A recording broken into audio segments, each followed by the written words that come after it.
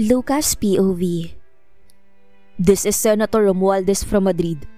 Sa Switzerland niya itatago ang lahat ng perang nakulimbat niya this year. 500 million euros. Gusto kong ma-hack mo ang account niya bago niya yun may pasok sa kanyang Swiss account.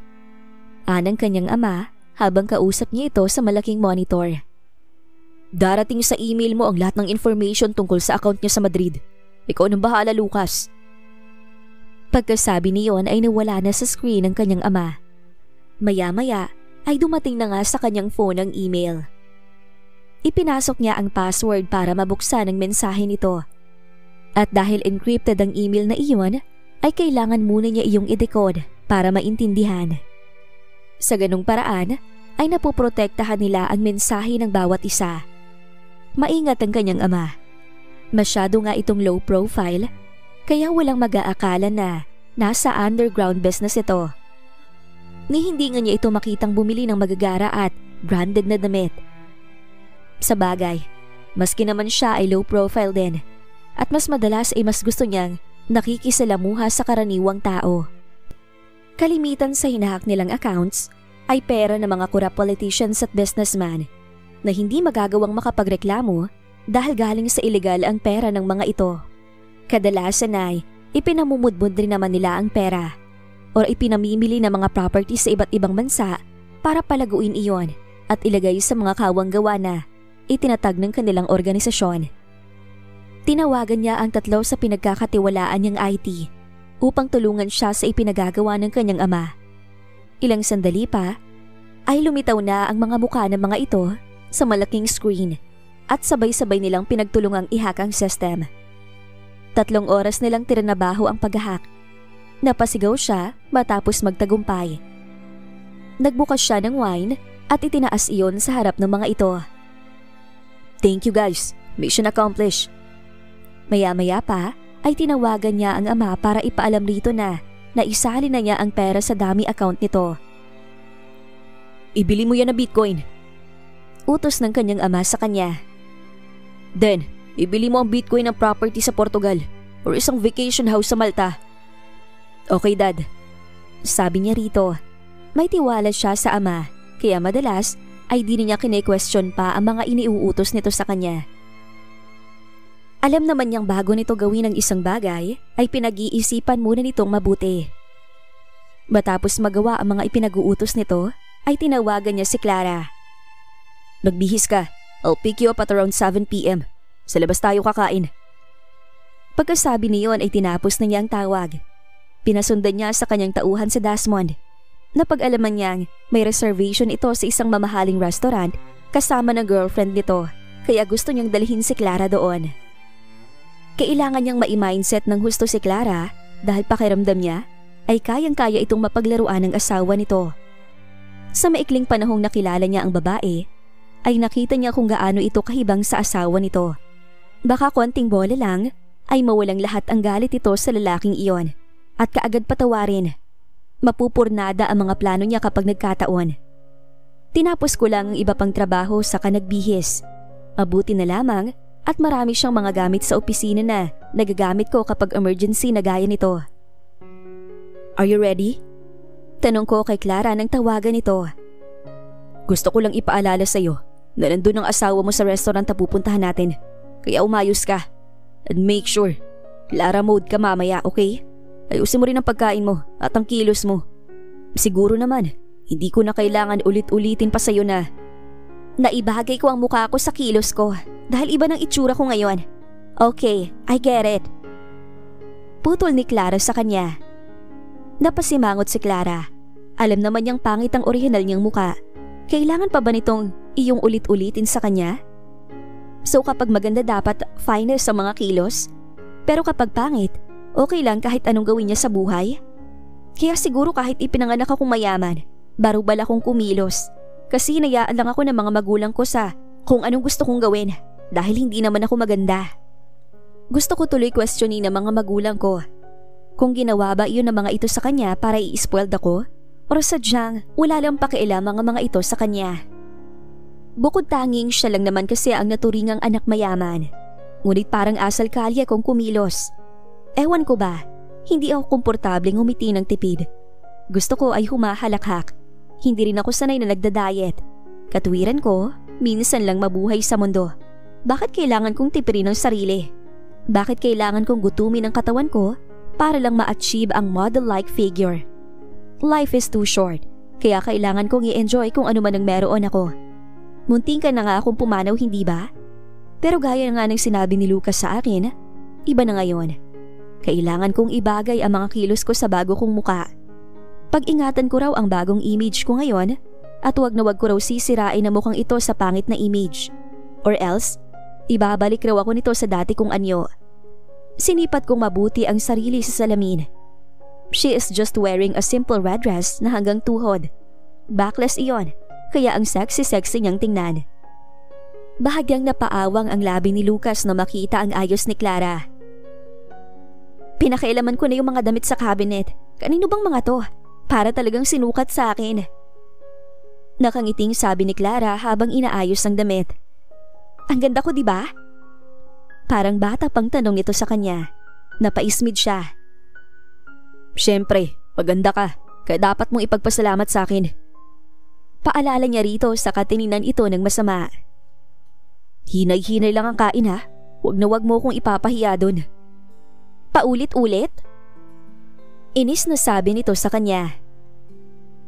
Oo, dahil alam kong mahina ka makaintindi. Bilisan mo na. Dinampot ni Clara ang pabango at nag-spray sa katawan. Natigilan siya nang maamoy ang pabangong ginamit ito. I told you to not to use that. Magkano bang pabangong yan? Babayaran ko na lang sa'yo kung gusto mo. Hindi mo kailangan sigawan para lang sa... That is priceless. Ani ang inagaw dito ang pabango, saka itinago iyon sa drawer. Huwag na huwag mong papakailaman ng pabangong yan. Ako mismo magsisilid sa'yo sa sako kung saan kita napulot kapag inulit mo pa yan. Ang damot mo naman. Dinig pa niyang sagot ni Clara sa kanya. Hindi na lamang niya iyon sinagot, as much as possible ay ayaw niyang maamoy ang favorite scent na iyon ni Clara sa isang impostor. Ang totoong Clara lamang ang may karapatang gumamit ng pabangong iyon, hindi kung ang sinong babae lang. Clara's POV. Nangatog ang mga tuhod niya ng pagkapasok nila sa restaurant ay natanaw niya sa isang mesa si Desmond, kasama ang childhood sweetheart nitong si Sofia, at napaka-sweet pa ng dalawa habang kumakain. Ramdam niya ang panginginig ng kanyang mga kalamnan. Paano siyang napaniwala noong ng lalaking ito? Minsan ba sa buhay nito ay totoong minahal siya nito? Or palabas lang ang lahat ng yon? Gustong-gusto na niyang tumakbo sa harapan ng mga ito at pag-umpugin ng dalawa. Ngunit alam niyang pagagalitan siya ni Lucas kapag hindi niya pinigilan ng bugso ng kanyang damdamin. Give your best smile, Clara, as if proud na proud ka dahil kasama mo ko. Narinig niyang bulong ni Lucas sa kanya. And why not? Dapat ka talagang maging proud. Imagine, kasama mo ang pinakagwapong lalaki ngayong gabi. Dagdag pa nito sa kanya. Bahagya lang niya itong inirapan, saka pilit ng ngumiti. Totoo naman ang sinabi nito. Isa si Lucas sa pinakagwapong mukha na nakita niya, kaya malakas ang loob nitong magyabang sa kanya. Ngunit para sa kanya, ay pangalawa lamang ang panlabas na anyo ng isang tao. Mas mahalaga ay kung ano ang nasa kalooban mo. Kaya nga siya nahulog ng husto noon kay Desmond. Pinakitaan siya nito ng kabutihan, respeto at pag-aalaga.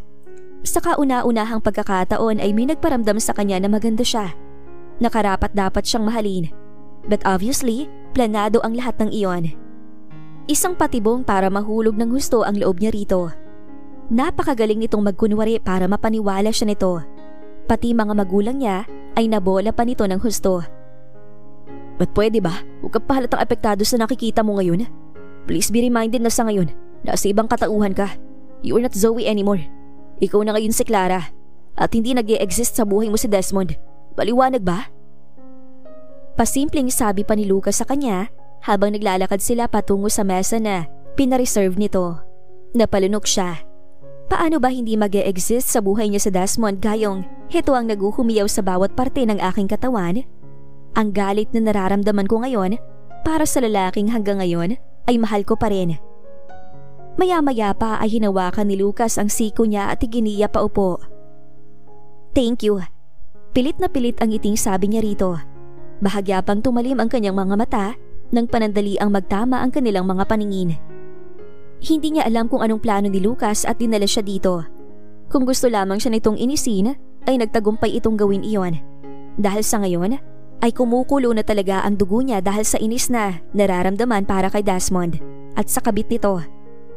Nakangising na upo si Lucas. Waray enjoy na makita ako nasasaktan. Mas lalo naman akong napipikon. Masaya ka na ba? Tanong niya rito habang binabasa ang menu. Sinadya mo bang dalhin ako rito para makita ko sila naghaharutan? Dinala kita rito para ma-realize mo kung anong klaseng lalaki ang pinakasalan mo. At kung bakit kailangan mo maghiganti. Tumiim ang kanyang mga bagang habang palihim na pinagmamasdan sina Desmond at ang babae nito na sa utak niya ay ayaw niyang bagitin ang pangalan. Gusto nang bumaliktad ng kanyang sikmura, lalo na nang makita niyang hinagkan ito ni Desmond sa labi. As if wala itong pakialam sa ibang taong nakakakita sa mga ito. Relax, dinig niyang sabi ni Lucas sa kanya. Nakita pa niyang bahagya itong nakangiti. Inirapan niya ito. Enjoy na enjoy ka, no? Tuwang-tuwa ka makitang may isang babaeng nasasaktan. Sa akala mo ba, nag-e-enjoy ako makakita na babaeng niloloko ng mga asawa nila? Kaya nga kita tinutulungan dahil sa lahat ng pinakaayoko, yung mga bugo kagaya ng asawa mo. Dapat nga magpasalamat ka pa sa akin eh. Dahil pinare-realize ko sa iyo ngayon kung anong klaseng lalaki ang pinakasalan mo. And what do you achieve from that? Tanong ko kay Lucas saka umayos ng upo. Magkalinawan nga tayo?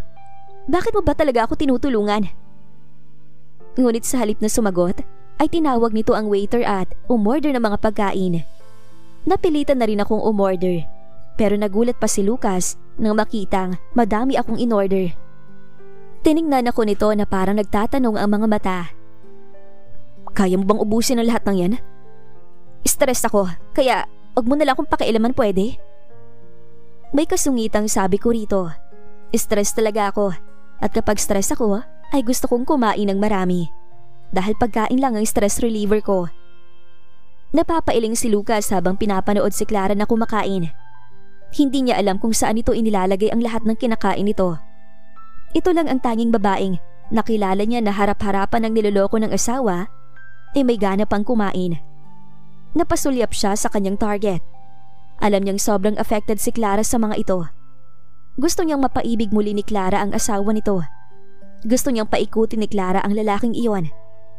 Lihim siyang napangiti. Mukhang mag-e-enjoy siya sa palabas na to. Hindi na siya makapaghintay na masaksihan ang pagbagsak sa mga kamay niya ng lalaking ito. Nangangati na ang mga palad niya, pero kaagad nangunot ang kanyang noo nang mapansing umiiyak si Clara habang kumakain. Inabot niya ang tissue dito sa kapaismid itong tiningnan. Pinag-aaksehan mo ng luhang walang kwentang asawa mo? Pwede ba? Umayos ka. Punasan mo yung luha mo. Ayoko na makita kang iniiyak ka na walang kakwenta-kwentang lalaki na yan. Hindi nga kagandahang lalaki ang bugok na yan eh. Look at you now. Ang ganda-ganda mo na. Kung tutuusin sa ganda mong yan, kahit sinong lalaking gustuhin mo, paniguradong makukuha mo. Kung magsalita ka dyan parang wala lang sa'yo magpalit ng girlfriend ah. Sagot ni Clara sa kanya. Hindi naman kasi basta-basta yon. Minahal ko siya at hanggang ngayon, mahal ko pa rin siya. Anak ng pating. Isinilid ka na nga sa sako ng lalaking yan at tinapon sa bangin. Hindi makapaniwalang sabi niya rito. Pansin niyang napahikbi ito. Hindi mo ko maiintindihan kasi hindi mo pa nararanasang ma-inlove. At sino naman may sabi sa iyo na di ko pa nararanasang ma-inlove? Nagmahal na rin ako at patuloy na nagmamahal. Paanas lang na sabi niya kay Clara. Pagpasok sa restroom ay inabutan ni Clara si Sofia na nagre-retouch ng makeup nito. Lumapit siya rito at humarap sa salamin. Gusto niyang ipangalandakan dito na walang-wala ito sa kalingkingan niya ngayon. Hindi na nga niya kailangan maglagay ng makeup para gumanda. Itinaas niya ang kanyang muka at bahagya itong inirapan. Saka tumitig sa kanyang refleksyon sa salamin. Kung ito kaya ang tinataglay niyang mukha ng pakasalan siya ni Desmond, pagtatangkaan pa rin kaya siya nitong paslangin? Marahil ay hindi. Para akong isang Hollywood actress sa taglay kong kagandahan ngayon. Sinong mag-aakala na retoke lang ang lahat ng ito? Inayos niya ang kanyang buhok. Excuse me, you look familiar. Nakita na ba tayo? Narinig niyang tanong ni Sophia sa kanya. Tiningnan niya ito mula ulo hanggang paa, saka napangisi. I don't think so, but yeah, you look familiar to me too. Kamukha mo kasi yung dati kong kasambahay. Aniya rito saka lumabas na ng banyo. Gusto niyang mapahagik-hik habang iniisip ang mga sinabi. Iyon ang eksaktong salita na ginamit sa kanya ni Sophia nang magkasalubong sila noon sa grocery 2 years ago, at hinding-hindi niya makakalimutan ang nakita niya sa mga mata ni Desmond na mga sandaling yon. Tandang-tanda pa niya iyon, pero binaliwala ko lamang ang tagpong iyon. Hindi pumasok sa isip ko na may affair pa rin palang asawa ko sa babaeng yon. Naaalala ko pa nga ang sinagot ni Desmond nang tanungin niya ito tungkol dito. Yeah, we had an affair, pero sandali lang, at wala kang dapat ipagselos sa kanya. Okay? Nakaraan ko na siya. Ikaw ang present ko. At ang future ko. Okay? Malambing pang wika nito. That time ay magkasintahan pa lang sila nito, kaya siguro binobola pa ako. Napatiim ang kanyang mga bagang. Ang laki talaga niyang bruha. Habang pabalik sa mesa, ay nagkasalubong ang mga mata nila ni Desmond. At kitang-kita niya na bahagya itong natigilan nang mapansin ako. Hindi maipagkakaila ang paghanga sa mga mata nito habang pinagmamasdan ako. Sineksihan ko pa ang paglalakad at nagpakawala ng ubod tamis na mga ngiti rito. Ang sabi kasi sa kanya ni Lucas, sa tuwing makakahanap ako ng pagkakataon ay kailangan ko itong akitin sa paraan na banayad lang. Iyong hindi obvious na nangaakit ako. Pasasabikin lamang niya ito, kumbaga. I can't believe it. I was so gullible. He made me feel special. He made me feel beautiful and loved. Umiiyak na tinungga ni Clara ang whiskey na nasa baso. I was so stupid. Pinaniwala niya akong mahal niya talaga ako. Yun pala, pera lang ang habol niya sa akin. Tiningnan ko si Lucas. Ang sakit-sakit. Ang sakit isiping hindi naman niya ako minahal kahit na kailan. Ang sakit na pinag-isipan niya akong paslangin para lang masolo niyang kayamanan ko. Kinuha ko ang tissue na iniabot sa akin ni Lucas at suminga ng ubod lakas na para pang doon ko gustong ilabas ang lahat ng sakit na nararamdaman ko ngayon. Pakiramdam ko ay dinudurog ang puso ko. Papaano ako napaniwala ni Desmond sa ganoong kasinungalingan? Pero alam mo kung anong mas masakit ha, Lucas? Humihikbing sabi ko sa kanapangisi na mapakla. Yung hanggang ngayon, mahal ko pa rin siya. Damn, pinagtangkaan na niya akong paslangin. And yet, hindi ko magawang tuluyang burahin sa Desmond sa puso ko. Hindi umimik si Lucas. Nakikinig lang ito sa kanya ng mga sandaling iyon. Mukhang malayo ang lipad ng isipan. Di ayaw akong saluhang uminom. Halos maubos ko na ang isang bote ng whiskey. Pero pakiramdam ko ay hindi ako nalalasing. Tinitigan kong muli si Lucas. Matutulungan mo ba akong maibalik kay Desmond tong grabing sakit ng kalooban na nararamdaman ko? I want him to suffer kasama ng babaeng yon. At gusto kong maramdaman nila ng 10 times lahat ng nararamdaman ko ngayon. Lalong-lalo ng babaeng yon. Kaya nga kita pinaganda, hindi ba? Halos pabulong lang na sabi ni Lucas sa kanya. Palagay mo, madadala ko sa ganda si Desmond? Parang bata niyang tanong. Nakita mo naman kung paano niya tingnan ang bruhang yon. All eyes lang siya doon. As if ito lang ang nag-iisang babaeng nakikita nito. That's why I am here, Clara. Para turuan ka kung paano mo makukuha ang atensyon ng asawa mo. And you have to start from within. Ani Lucas sa akin at hinila ako patayo papunta sa malaking salamin. Saka hinawakan ng kanyang muka at iniharap dito. Do you see how beautiful you are now?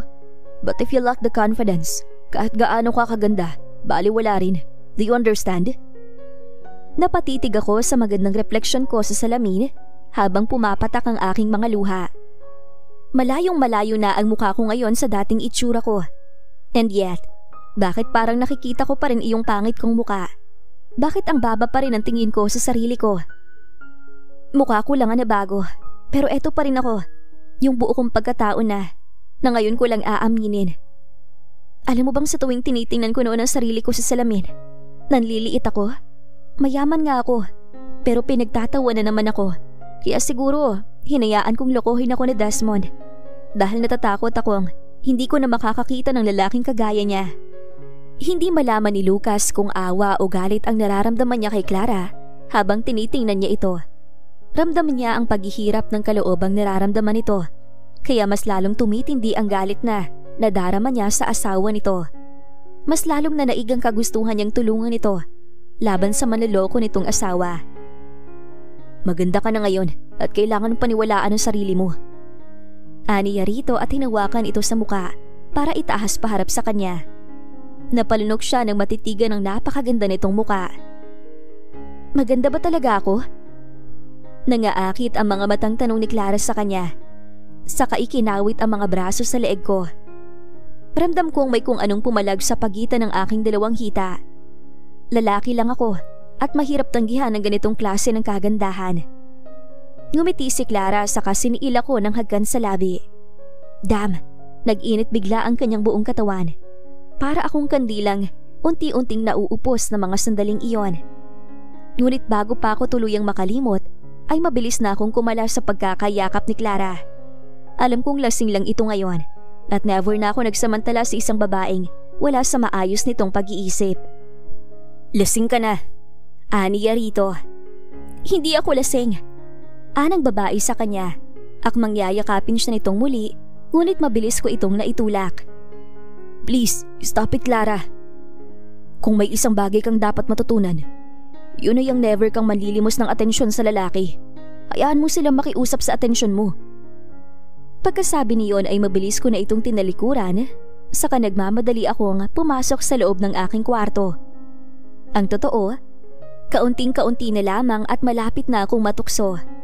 Mabuti na lang at pilit kong pinapaalala sa aking sarili na hindi totoong si Clara ang kaharap ko ngayon.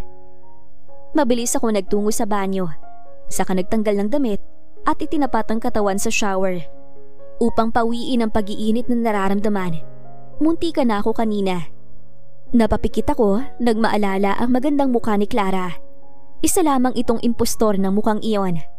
Napakurap-kurap si Clara habang sinusundan ng tingin si Lucas sa kakibit-balikat na muling itinuloy ang pag-iinom ng alak. Peste kayong lahat?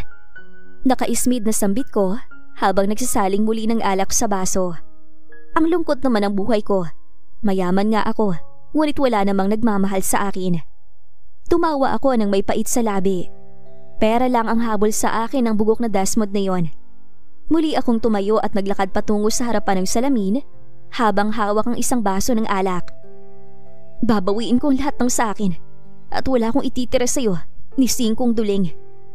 Sisiguraduhin kong ibabalik kita kung saan kita pinulot. Galit na sabi ko sa katumawa ng malakas na animoy kontrabida sa isang pelikula. At ang Sophia na yun, titiyakin kong sa kangkungan ng bagsak niya.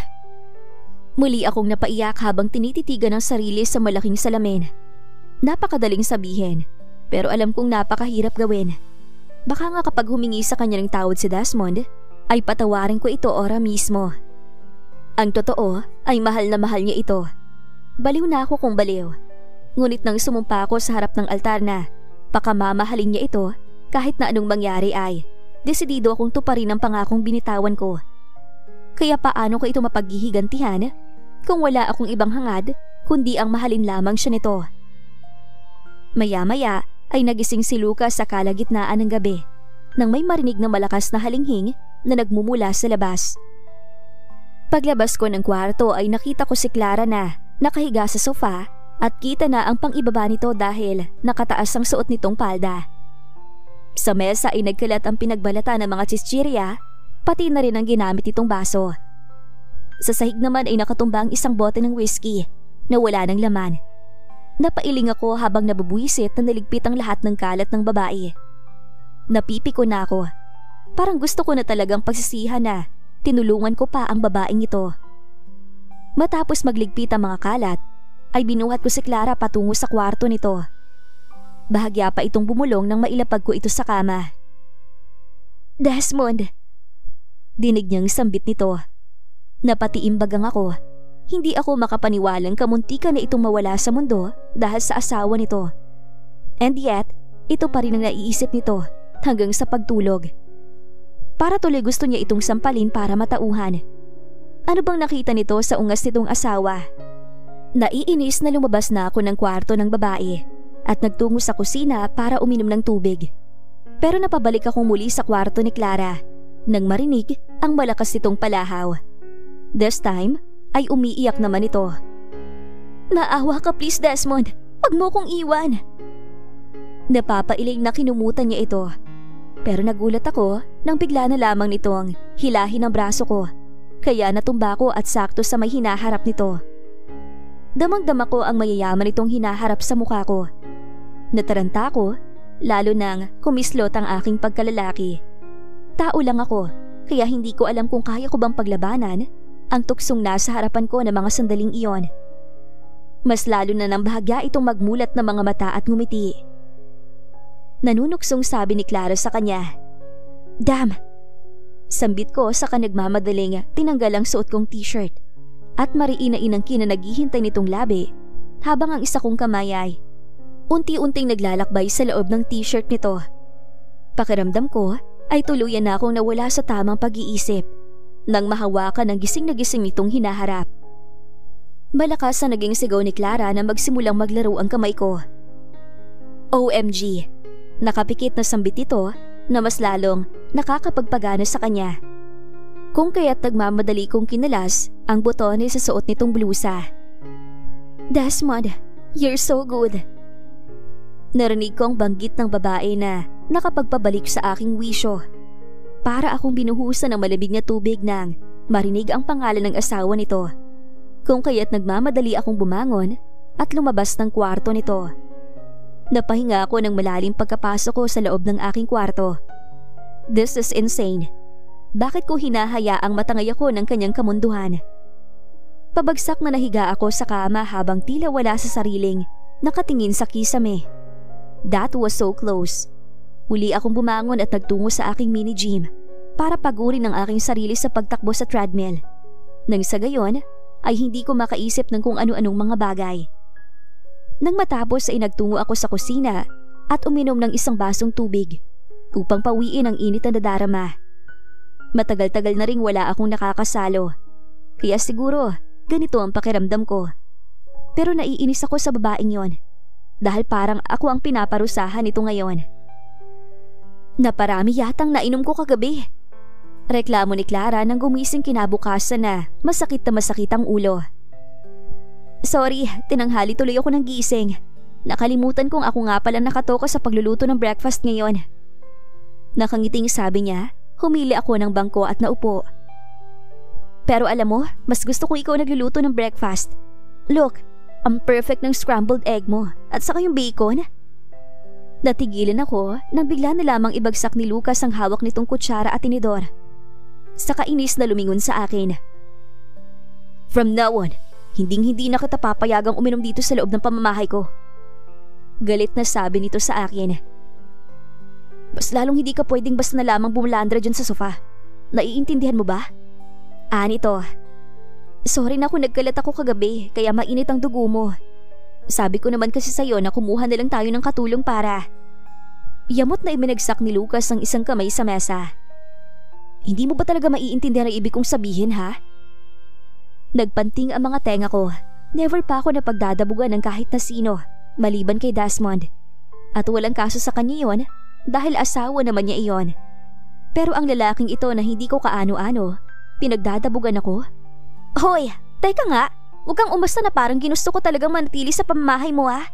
Baka nakakalimutan mo na ikaw ang nag-offer sa akin na baguhin tong mukha ko at magpanggap na Clara.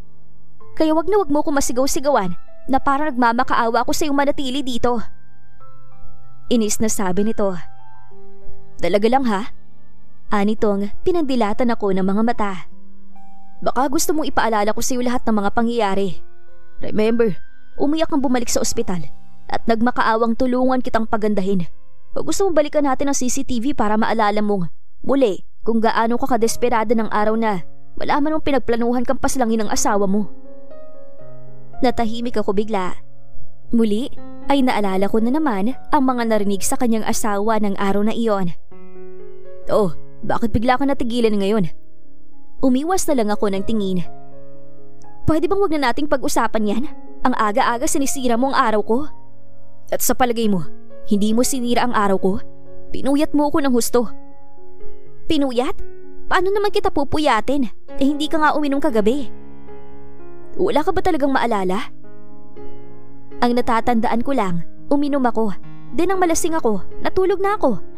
Tapos napanaginipan ko ang walang hiya kong asa. Natigilan ako bigla at kunot noong napatinging muli dito. Did I? Oh no! Pinagsamantalahan mo ko? Nagbibirong tanong niya rito. Siguro napuyat ka sa kakaisip sa kagandahan ko, ano? Aniyang iniliyad pa ang hinaharap. Hindi ka ba pinatulog ng malamis universe kong katawan, ha? Nagulat ako nang kutusan siya nito. Pwede ba? Tigilan mo yung mga kalokohan mong yan. Tumayo ang lalaki at padabog na lumabas ng kusina. Natatawang sinundan na lamang ito ng tingin. Alam kong mainit, bad mood si Lucas dahil ito ang nagligpit ng mga kalat ko kagabi. Ayaw na ayaw pa naman ito nang nakakakita ng kahit na anong kalat. Baliw yatang babaeng yun. Pabulong na sabi ni Lucas nang pumasok sa kwarto. Ano bang akala nito sa akin? Hindi maaapektuhan? Bugok na lang ang lalaking hindi maaakit sa katawan na yun ni Clara. Talaga bang hindi nito naalala ang muntika na maganap sa kanila kagabi? Hindi talaga dapat nagpapakalasing ang babaeng yun. Paano na lang kung ibang lalaki ang kasama nito? Damn! Pumasok na lang ako sa banyo at naligo. Nagbabandaw na ako nang marinig ko ang tumunog ang phone ko. Kung kaya't lumabas ako para sagutin iyon. Kadalasan kasing ganitong oras tumatawag ang aking ama at alam kong importante ang bawat tawag nito, kaya kahit anong ginagawa ko ay inihihinto ko para lamang sagutin ito. Hindi nga ako nagkamali. Ang daddy ko ang nasa kabilang linya. Lucas, iho, may dapat kang malaman tungkol sa bago mong misyon. Panimula ng matanda sa kanya. What about it, Dad? Kakailanganin natin si Clara para sa bago mong misyon. Kaya pakaingatan mo babaeng yan, anak. Konektado pa rin sa target ang misyon mo at ang babaeng yan. What do you mean, Dad? Pero bago ko pa mapakinggan ang sasabihin ni Daddy, ay bumukas ang pinto ng kanyang kwarto. Kasunod ng malakas na pagsigaw ni Clara, dahilan para mabitawan ko ang hawak na phone sa pagkagulat. Bakit ka ba nakaganyan? Anito sa akin. Bakit basta ka nalang pumapasok sa kwarto ko nang di ka man lang kumakatok? Sigaw ko sa natatarantang si Clara.